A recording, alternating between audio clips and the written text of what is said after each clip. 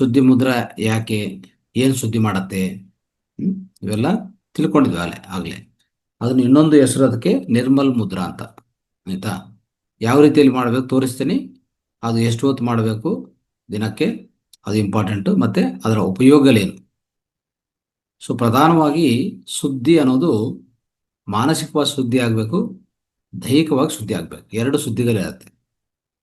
ಆತ್ಮನ ಸುದ್ದಿ ಮಾಡೋದು ನಾವೇನು ಮಾಡೋದು ಬೇಕಾಗಿಲ್ಲ. ಆತ್ಮ ಸುದ್ದಿ ಮಾಡೋಕ್ಕೆ ನಮಗೂ ಅವಶ್ಯಕತೆ ಇಲ್ಲ, ಇನ್ನೊಂದು ಅಂಥ ಸಾಮರ್ಥ್ಯನೂ ಇಲ್ಲ, ಮಾಡೋದು ಬೇಕಾಗಿಲ್ಲ. ಆತ್ಮ ಯಾವಾಗಲೂ ಪರಿಶುದ್ಧವಾಗಿರುತ್ತೆ. ಆತ್ಮದ ಮೇಲೆ ಆವರಿಸಿರುವಂಥ ಮನಸ್ಸೇ ಅಪರಿಶುದ್ಧವಾಗಿರೋದು. ಅದರಿಂದ ನಮಗೆ ಎಲ್ಲ ರೋಗಗಳಾಗಲಿ, ಇಡೀ ನಮಗೆ ಕರ್ಮಗಳು ಹೆಚ್ಚಾಗಿ ಆಗ್ತಾ ಇರ್ತವೆ. ಆ ಕರ್ಮಗಳು ಮಾಡಿದಿಂದ ಮನಸ್ಸು ಮಾಲಿನ್ಯವಾಗ್ತಾ ಇರ್ತದೆ, ಮನಸ್ಸು ಅಶುದ್ಧವಾಗತ್ತೆ, ಪರಿಶುದ್ಧವಾಗಿರೋದು ಇರ್ತಾ ಇಲ್ಲ. ಅದಕ್ಕೋಸ್ಕರನೇ ಎಲ್ಲ ಸಮಸ್ಯೆಗಳು ನಾವು ಅನುಭವಿಸ್ತಾ ಇರ್ತೀವಿ. ನಮ್ಮ ನಿತ್ಯ ದೈನಂದಿನ ಜೀವನದಲ್ಲಿ ಅಷ್ಟೆಲ್ಲ ಅನುಭವಿಸ್ತಾ ಇದ್ದೀವಿ ಅಂದರೆ ಕಾರಣ ನಮ್ಮ ಮನಸ್ಸು ಮಾಲಿನ್ಯವಾಗ್ತಾ ಇರ್ತದೆ. ಎಲ್ಲ ರೋಗಗಳು ಈಗಾಗಲೇ ಹೇಳಿದ್ದೀನಿ ನಾನು. ರೋಗಗಳಿಗೂ ಪ್ರಧಾನ ಮೂಲ ಕಾರಣ ನೀವು ಹುಡುಕಬೇಕಾಗಿರೋದು ಮನಸ್ಸಲ್ಲೇ. ನೀವು ದೇಹದಲ್ಲಿ ಹುಡುಕಿದ್ರೆ ಪ್ರಯೋಜನ ಇಲ್ಲ. ದೇಹ ಒಂದು ಯಂತ್ರ ಥರ ಇದು. ಆದರೆ ಆ ಯಂತ್ರಕ್ಕೆ ಇಂಟೆಲಿಜೆನ್ಸ್ ಬರೋದೇ ಆ ಚೈತನ್ಯದಿಂದನೇ. ಚೈತನ್ಯ ಇದ್ರೇ ಇಂಟೆಲಿಜೆನ್ಸ್. ಇಲ್ಲಾಂದರೆ ಯಾವುದೋ ಒಂದು ಆಟ ವಸ್ತು ಥರ ಒಂದು ಬೊಮ್ಮೆ ಇರುತ್ತೆ ನೋಡಿ, ಒಂದು ಡಾಲ್ ಅಂತ ಬೊಮ್ಮೆ, ಅಷ್ಟೇ ಅದು, ಅದಕ್ಕಿಂತ ಏನು ವಿಭಿನ್ನವಾಗಿಲ್ಲ. ಆದರೆ ಇದರಲ್ಲಿ ಇಂಟೆಲಿಜೆನ್ಸ್ ಬರಬೇಕಂದ್ರೆ ಭಗವಂತ ಏನು ಮಾಡಿದೆ ಅಂದರೆ ದೇಹವನ್ನು ಸೃಷ್ಟಿ ಮಾಡಿದಾನೆ. ಅದ್ಭುತವಾದ ಆ ದೇಹಕ್ಕೂ ಇರಬೇಕಾಗಿರೋಂಥ, ದೇಹ ಒಳಗಡೆ ಇರಬೇಕಾಗಿರೋಂಥ ವಿಷಯಗಳು, ಅಂಗಾಂಗಗಳಾಗಲಿ, ಜೀವ ಕಣಗಳಾಗಲಿ, ಎಲ್ಲ ವ್ಯವಸ್ಥೆ ಆಗಲಿ, ಒಂದು ಪವಾಡವಾದ ವ್ಯವಸ್ಥೆ ಒಳಗಡೆ ಇಟ್ಟಿದ್ದಾನೆ. ಆದರೆ ಅದು ಕೆಲಸ ಮಾಡಬೇಕಂದ್ರೆ ಏನು ಬೇಕು?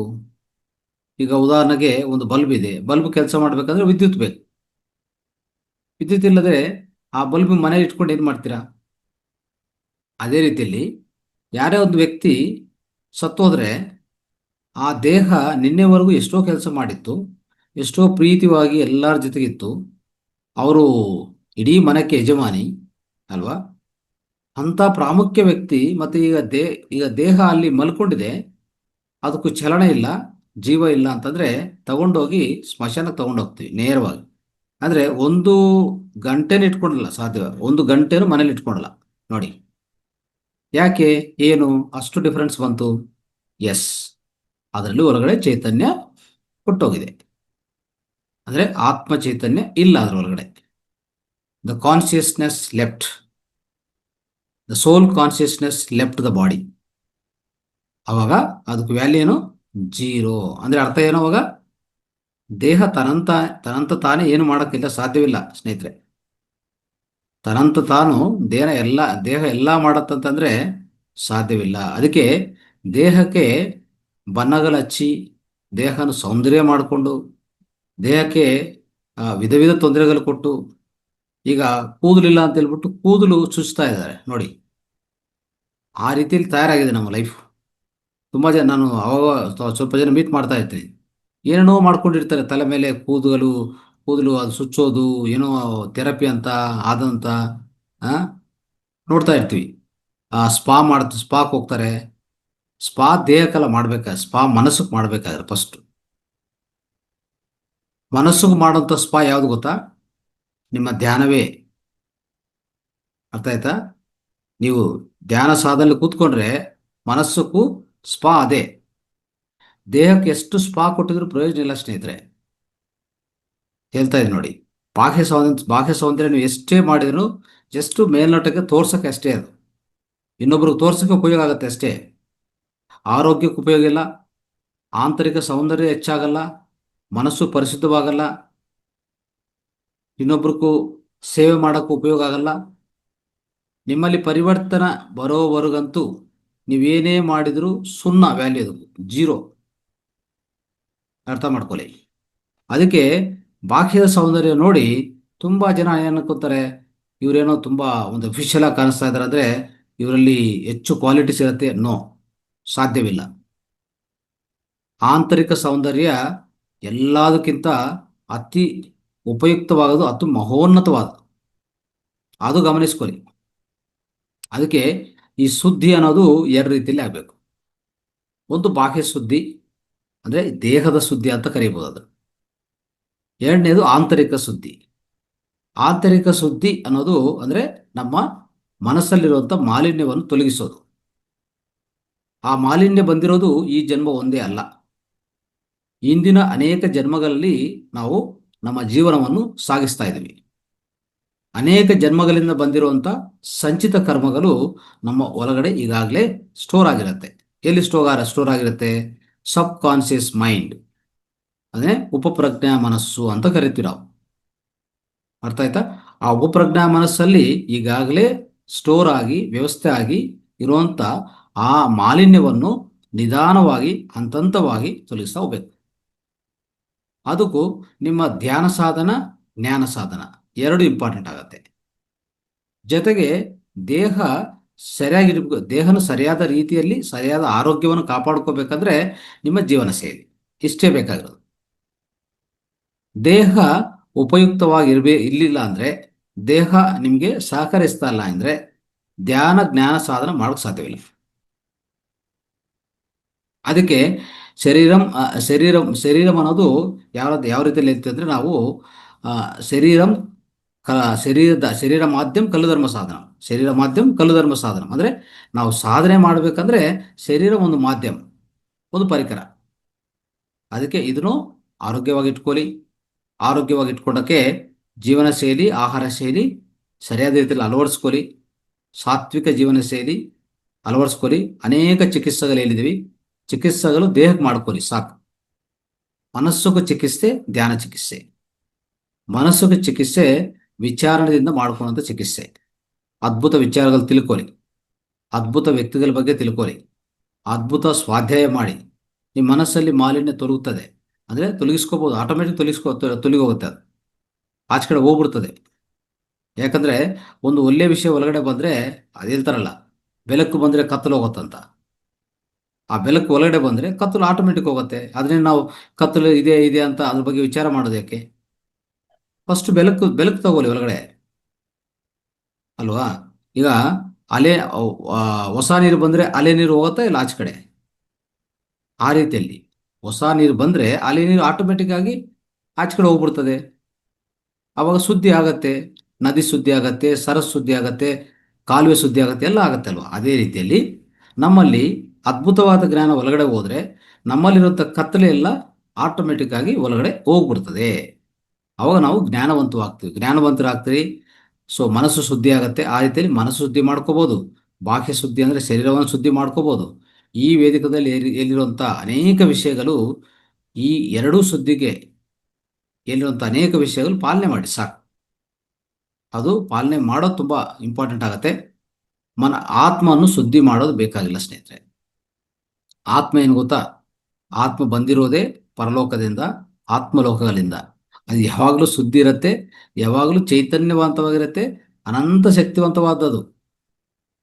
ಇಡೀ ಬ್ರಹ್ಮಾಂಡವೇ ಅಂಡ ಪಿಂಡಾಂಡ ಅಂತ ಹೇಳ್ತೀವಲ್ಲ, ಈ ಪಿಂಡಾಂಡದಲ್ಲಿ ಬ್ರಹ್ಮಾಂಡ ಈಗಾಗಲೇ ಒಳಗಡೆ ಇದೆ. ಅದ್ರ ಬಗ್ಗೆ ಯೋಚನೆ ಬಿಟ್ಬಿಡಿ. ತುಂಬ ಜನ ಹೇಳ್ತಾರೆ, ಆತ್ಮನ ಶಕ್ತಿವಂತ ಮಾಡ್ತೀನಿ, ಆತ್ಮನ ನಾನು ಬೆಳೆಸ್ಕೊತೀನಿ. ನೀವು ಬೆಳೆಸೋದು ಬೇಡ, ಕಡಿಮೆ ಮಾಡೋದು ಬೇಡ, ಅದು ಆಗಲೇ ಬಿಡಿ ಅಷ್ಟೇ. ಅದು ಯಾವಾಗಲೂ ನಿಮ್ಮಲ್ಲಿದೆ. ಪ್ರತಿ ಪ್ರತಿ ಸಣ್ಣ ಸಣ್ಣ ಅಂದರೆ ಸಣ್ಣ ಪಾರ್ಟಿಕಲ್ಸ್, ಒಂಥರ ಧೂಳಿ ದುಮ್ಮು, ಅದು ಎಲ್ಲದರಲ್ಲಿ ಆತ್ಮ ಇದೆ. ಅದು ಯಾರು ನಾಶ ಮಾಡೋಕ್ಕಾಗಲ್ಲ, ವೃದ್ಧಿ ಮಾಡೋಕ್ಕಾಗಲ್ಲ, ಇಲ್ಲಾಂದರೆ ಇನ್ನು ಏನು ಮಾಡೋಕ್ಕೂ ಸಾಧ್ಯವಿಲ್ಲ. ನಮಗೆಲ್ಲ ಗೊತ್ತಲ್ಲ, ಆತ್ಮ ಅನ್ನೋದು ಯಾವುದಿಂದ ಬೆಂಕಿ ಹಚ್ಕೊಳಕ್ಕಾಗಲ್ಲ, ತೇವೆ ಮಾಡೋಕ್ಕಾಗಲ್ಲ, ಇನ್ನೇನು ಮಾಡೋಕ್ಕೆ ಸಾಧ್ಯವಿಲ್ಲ. ಅದು ಬಿಟ್ಬಿಡಿ ಅಷ್ಟೇ, ಅದ್ರ ಬಗ್ಗೆ ಯೋಚನೆ ಮಾಡಿಬಿಡಿ. ನಿಮ್ಮ ಮನಸ್ಸನ್ನು ಸ್ವಚ್ಛಗೊಳಿಸ್ಕೊತಾ ಇರಿ. ದಿನ ನಿತ್ಯ ಪ್ರತಿ ಸೆಕೆಂಡ್ ಅರಿವಿಂದ ಕೆಲಸ ಮಾಡ್ತಾ ಹೋಗಿ, ಅರಿವಿಟ್ಟುಕೊಂಡು ಕೆಲಸ ಮಾಡ್ತಾ ಹೋಗಿ, ಅರಿವಿಟ್ಟುಕೊಂಡು ಜೀವನ ಮಾಡ್ತಾ ಹೋಗಿ ಸಾಕು ಅಷ್ಟೇ. ಆಯಿತಾ? ಇವತ್ತಿನ ಮುದ್ರಾ ನಿರ್ಮಲ ಮುದ್ರಾ ಮತ್ತು ಸುದ್ದಿ ಮುದ್ರಾ. ಓಕೆ, ಮಾಡೋದು ಹೇಗೆ ನೋಡ್ಕೊಳ್ಳಿ. ಈ ರೀತಿಯಲ್ಲಿ ಕೈ ಇಟ್ಕೊಳ್ಳಿ. ಎಲ್ಲ 4 ಬೆರಳು ಈ ರೀತಿಯಲ್ಲಿ ಇಟ್ಕೋಬೇಕಾಗತ್ತೆ. ಈ ಹೆಬ್ಬೆರಳಿದೆಲ್ಲ, ಈ ಮಧ್ಯ ಬೆರಳು, ಉಂಗರ ಬೆರಳು ಮಧ್ಯದಲ್ಲಿ ಅಲ್ಲಿ ಇಟ್ಕೋಬೇಕು ನೋಡಿ, ಈ ರೀತಿಯಲ್ಲಿ. ಮಧ್ಯ ಬೆರಳು ಅಂದರೆ ಈ ನಾಲ್ಕು ಬೆರಳು ಒಂದಕ್ಕೊಂದು ಟಚ್ ಆಗಿ ಇಟ್ಕೋಬೇಕು. ಮತ್ತು ಈ ಹೆಬ್ಬೆರಳು ತಗೊಂಡೋಗಿ ಉಂಗರ ಬೆರಳು ಮಧ್ಯ ಬೆರಳು ಮಧ್ಯದಲ್ಲಿ, ಅದೇ ಅಲ್ಲಿ ಆ ಸೆಂಟ್ರಲ್ಲಿ ಟಚ್ ಮಾಡಬೇಕು. ಹೀಗೆ ಇಟ್ಕೋಬೇಕು. ಓಕೆ, ಹಿಂಗೆ ಇಟ್ಕೋಬೇಕು. ಸೊ ಎರಡೂ ಕೈಯಲ್ಲಿ ಹಂಗೆ ಇಟ್ಕೊಳ್ಳಿ, ತೊಡೆ ಮೇಲೆ ಇಟ್ಕೊಳ್ಳಿ, ಪ್ರಾಕ್ಟೀಸ್ ಮಾಡಿ. ಇದನ್ನು ದಿನಕ್ಕೆ 4 ಸರಿ ಮಾಡಿ. ಪ್ರತಿಯೊಂದು ಬಾರಿ ಮಾಡುವಾಗ 10 ರಿಂದ 15 ನಿಮಿಷ ಮಾಡಿ. ಆಯಿತಾ? ಇದರಿಂದ ಅದ್ಭುತವಾದ ಸುದ್ದಿ ಆಗುತ್ತೆ. ನಿಮ್ಮಲ್ಲಿರುವಂಥ ಎಲ್ಲ ಬಾಡಿಯಲ್ಲಿರುವಂಥ ಎಲ್ಲ ಟಾಕ್ಸಿನ್ಸು ಆಚೆ ಕಡೆ ಕಲಿಸ್ತದೆ. ಬಾಡಿಯಲ್ಲಿರುವಂಥ ಎಲ್ಲ ಟಾಕ್ಸಿನ್ಸ್ ಆಚೆ ಕಡೆ ಕಲಿಸ್ತದೆ, ಬಾಹ್ಯ ಶುದ್ಧಿ ಆಗುತ್ತೆ. ಅಂತರಿಸಿಕ ಅಂದರೆ ದೇಹವನ್ನು ಶುದ್ಧಿ ಮಾಡಿಬಿಡ್ತದೆ. ಅದು ಒಂದೇ ಅಲ್ಲ, ನಿಮ್ಮಲ್ಲಿರುವಂಥ ಎಲ್ಲ ನಕಾರಾತ್ಮಕ ಯೋಚನೆಗಳನ್ನು ತೊಲಗಿಸ್ತದೆ. ಅದು ಶಕ್ತಿ ಇದೆ ಇದಕ್ಕೆ. ಮಾನಸಿಕ ಶುದ್ಧಿ ಸಹ ಮಾಡುತ್ತೆ ಇದು ಅಂತ ಹೇಳ್ತಾರೆ. ಆ ರೀತಿಯಲ್ಲಿ ಸ್ನೇಹಿತರೆ, ಇದು ಇನ್ನೊಂದು, ಈ ಮುದ್ರಾ ಯಾವಾಗ ಯಾವಾಗ ಮಾಡ್ಬೋದಂದರೆ, ಯಾರಿಗಾದರೂ ಸಡನ್ ಆಗಿ ನಮ್ಮಲ್ಲಿ ಅಶುದ್ಧಿ ಸೇರ್ಕೊಳ್ಳಿ ಅಂತ ಇಟ್ಕೊಳ್ಳಿ. ಸಡನ್ ಆಗಿ ನಮ್ಗೆ ಏನಾಗ್ತದೆ ಅಶುದ್ಧಿ ಅಂದರೆ, ಒಂದು ಫುಡ್ ಪಾಯ್ಸನಿಂಗ್, ಎರಡನೇದು ಯಾವುದನ್ನ ಹಾವು ಕಚ್ಚೋದು, ಮೂರನೇದು ನಾಯಿ ಕಚ್ಚೋದು ಅಲ್ವಾ. ಇಂಥ ಪರಿಸ್ಥಿತಿಯಲ್ಲಿ ಏನು ಮಾಡಬೇಕಾಗಂದರೆ, ಅದೊಂದೇ ಅಲ್ಲ, ಯಾವುದನ್ನ ಮೆಡಿಸಿನ್ ತೊಗೊಂಡಿನಿ ಅಂತ ಇಟ್ಕೊಳ್ಳಿ. ಮೆಡಿಸನ್ಗೆ ಅಲರ್ಜಿ ಸೈಡ್ ಎಫೆಕ್ಟ್ ಬರುತ್ತಾ ಇಲ್ಲ ಸಡನ್ ಆಗಿ. ಯಾವುದನ್ನ ಒಂದು ರಾಂಗ್ ಮೆಡಿಸಿನ್ ಕೊಡ್ತಾರೆ ಡಾಕ್ಟರ್ಸು, ಅವಾಗ ಏನಾಗುತ್ತೆ, ಸಡನ್ ಆಗಿ ಸೈಡ್ ಎಫೆಕ್ಟ್ ಬಂದು ಆ ಪೂರ್ತಿ ದೇಹದಲ್ಲಿ ಎಷ್ಟೋ ತೊಂದರೆಗಳಾಗುವಂಥ ಅವಕಾಶ ಇದೆ. ಅದು ಬಿಡಬಾರ್ದು ನಾವು. ತಕ್ಷಣವೇ ಅದಕ್ಕೂ ಪರಿಹಾರ ಕೊಡಬೇಕಾಗತ್ತೆ. ತಕ್ಷಣವೇ ಪರಿಹಾರ ನಮ್ಮ ಹತ್ರ ಇರೋದಂತ ಏನಂತಂದರೆ ಇದೇ ಅದ್ಭುತವಾದ ಸುದ್ದಿ ಮುದ್ರೆ. ಹಾಗೆ ಇಟ್ಕೊಂಡು ಕೂತ್ಕೊಳ್ಳಿ. ಅದೊಂದೇ ಅಲ್ಲ, ತುಂಬ ಜನ ಕೆಮಿಯೋಥೆರಪಿ ಮಾಡ್ಕೊಂಡಿರ್ತಾರೆ, ಅವ್ರಿಗೆ ಸೈಡ್ ಎಫೆಕ್ಟ್ಸ್ ಶುರು ಆಗಿರ್ತವೆ ನೋಡಿ. ಅಂಥವ್ರಿಗೂ ಸಹ ಈ ಮುದ್ರವನ್ನು ಪಾಲನೆ ಮಾಡಿದರೆ ಆ ಸೈಡ್ ಎಫೆಕ್ಟ್ಸ್ ಸಹ ಹೋಗಲಾಡಿಸ್ಬೋದು. ಅಂಥ ಅದ್ಭುತವಾದ ವಿಷಯ ಇದು. ಒಂದು ಎಕ್ಸಾಂಪಲ್ ಹೇಳ್ತೀನಿ. ಒಂದು ವ್ಯಕ್ತಿಗೆ ಯಾವಾಗಂದರೆ 27 ಜಾನ್ವರಿ 2016 ಆ ತಿಥಿ ಅಂತ, ಆ ದಿವಸ ಅವ್ರಿಗೇನಾಗಿರ್ತದೆ ಅಂದರೆ, ಒಂದು ನಾಯಿ ಕಚ್ಚಿರ್ತದೆ. ತಕ್ಷಣ ಏನು ಮಾಡ್ತಾರೆ ಅಂದರೆ, ಅವರು ಆ ಗಾಯದ ಮೇಲೆ ಕೆಲೆಂದುಲ ಅಂತ ಒಂದು ಮದರ್ ಟಿಂಕ್ಚರ್ ಸಿಗತ್ತೆ ಹೋಮಿಯೋಪತಿಯಲ್ಲಿ, ಬರ್ಕೊಲಿಬೇಕಂದ್ರೆ. ಕೆಲೆಂದುಲ ಅಂತ ಒಂದು ಮದರ್ ಟಿಂಕ್ಚರ್, ಅದನ್ನು ಉಪಯೋಗಿಸಿ ಆ ಗಾಯವನ್ನು ಕ್ಲೀನ್ ಮಾಡ್ಕೊಂಡಿದ್ದಾರೆ ಅಷ್ಟೇ ಅವರು. ಯಾಕಂದರೆ ಗಾಯದಿಂದ, ಈಗ ಕಚ್ಚಿದ ಮೇಲೆ ಏನಾಗುತ್ತೆ, ಗಾಯ ಆಗುತ್ತೆ. ಗಾಯ ಆದರೆ ಏನಾಗುತ್ತೆ, ಅಲ್ಲಿಂದ ಬ್ಲಡ್ ಬರ್ತಾ ಇರ್ತದೆ, ವಿಷ ಹೊರಗಡೆ ಹೋಗ್ತಾ ಇರ್ತದೆ ಅಲ್ವಾ. ಅವಾಗ ಏನು ಮಾಡಬೇಕು, ತಕ್ಷಣ ನಿಲ್ಲಿಸ್ಬೇಕಂದ್ರೆ ಕೆಲೆಂದುಲ ಅಂತ ಒಂದು ಹೋಮಿಯೋಪತಿ ಮದರ್ ಟಿಂಕ್ಚರ್ ತಗೊಂಡು ಅದು ಕ್ಲೀನ್ ಮಾಡಿಸಿ ಬ್ಲೀಡಿಂಗನ್ನು ಸ್ಟಾಪ್ ಮಾಡೋದು. ಸೆಕೆಂಡ್ ಏನಂದರೆ, ಆ ವಿಷ ಅನ್ನೋದು ಹೊರಗಡೆ ಜಾಸ್ತಿ ಹಚ್ಕೋಬಾರ್ದು. ತಕ್ಷಣವೇ ಈ ಮುದ್ರವನ್ನು ಒಂದು 3 ದಿವಸ ಪಾಲನೆ ಮಾಡಿದ್ದಾರೆ ಅಷ್ಟೇ ಅವರು. 3 ಡೇಸ್ ಮಾತ್ರ ಪಾಲನೆ ಮಾಡಿದ್ರು ಕಂಟಿನ್ಯೂಸ್. ನಾನು ಹೇಳಿದ ಪ್ರಕಾರ 3 ಡೇಸ್ 4 ಟೈಮ್ಸ್ ಎ ಡೇ, ನಾಲ್ಕು ಬಾರಿ ಒಂದು ದಿವಸಕ್ಕೆ 3 ದಿವಸದಿಂದ 4 ದಿವಸ ಮಾಡಿದ್ರು, ಅಷ್ಟೇ ಮಾಡಿದ್ರು. ತಕ್ಷಣವೇ ಅವ್ರಿಗೆ ಏನಾಯ್ತು ಗೊತ್ತಾ, 1 ವಾರದಲ್ಲಿ ಆ ಗಾಯ ಪೂರ್ತಿ ಮಾನವಾಯಿತು. ಅಂದರೆ ಆ ಗಾಯ ಪೂರ್ತಿ ವಾಸಿ ಆಯಿತು 1 ವಾರದಲ್ಲಿ. ಯಾವುದೇ ಆ್ಯಂಟಿ ರೇಬಿಸ್ ಇಂಜೆಕ್ಷನ್ ತಗೊಂಡಿಲ್ಲ. ಆ್ಯಂಟಿ ರೇಬಿಸ್ ಇಂಜೆಕ್ಷನ್ ತಗೊಳ್ಳೇಬೇಕು, ಡಾಕ್ಟರ್ಸ್ ಹೇಳ್ತಾರೆ, ಗೊತ್ತಲ್ಲ ನಿಮಗೆ. ಅದನ್ನು ತಗೊಂಡಿಲ್ಲ. ಆ ರೀತಿಯಲ್ಲಿ ಅದು ಪೂರ್ತಿ ವಾಸಿ ಆಯಿತು ಅಂತ ಇವರು ತಿಳಿಸ್ತಾ ಇದ್ದಾರೆ ನಮಗೆ. ಒಂದು ವ್ಯಕ್ತಿ ಈ ರೀತಿಯಲ್ಲಿ ಅನುಭವ ಪಟ್ಟಿರೋದು ಹೇಳ್ತಾ ಇದ್ದಾರೆ ಅವರು. ಈ ರೀತಿಯಲ್ಲಿ ಸ್ನೇಹಿತರೆ, ತುಂಬ ಜನ ಇದು ಪಾಲನೆ ಮಾಡಿರುವಂಥ ವ್ಯಕ್ತಿಗಳು ಏನು ರಿಪೋರ್ಟ್ ಮಾಡಿದಂದರೆ, ಈ ರೇಡಿಯೇಷನು ಕೆಮಿಯೋಥೆರಪಿ ಅದರಿಂದ ಬಂದಿರೋ ಸೈಡ್ ಎಫೆಕ್ಟ್ಸು ಸಹ ಹೋಗಲಾಡಿಸಿದ್ದಾರೆ ಅಂತ ತುಂಬ ಜನ ಅವರ ಅಭಿಪ್ರಾಯಗಳು ವ್ಯಕ್ತಪಡಿಸಿದ್ದಾರೆ. ಅರ್ಥ ಮಾಡ್ಕೊಳ್ಳಿ. ಅದರಿಂದ ಈ ಸುದ್ದಿ ಮುದ್ರಾ ತುಂಬ ತುಂಬ ಉಪಯುಕ್ತವಾಗೋದು. ದಯವಿಟ್ಟು ಎಲ್ಲರಿಗೂ ಹಂಚಿ, ಇದೆಲ್ಲರಿಗೂ ಈ ಜ್ಞಾನವನ್ನು ಹಂಚಿ, ಈ ವಿಡಿಯೋವನ್ನು ಎಲ್ಲರೂ ಕಲಿಸಿ ದಯವಿಟ್ಟು. ಎಲ್ಲರಿಗೂ ಧನ್ಯವಾದಗಳು.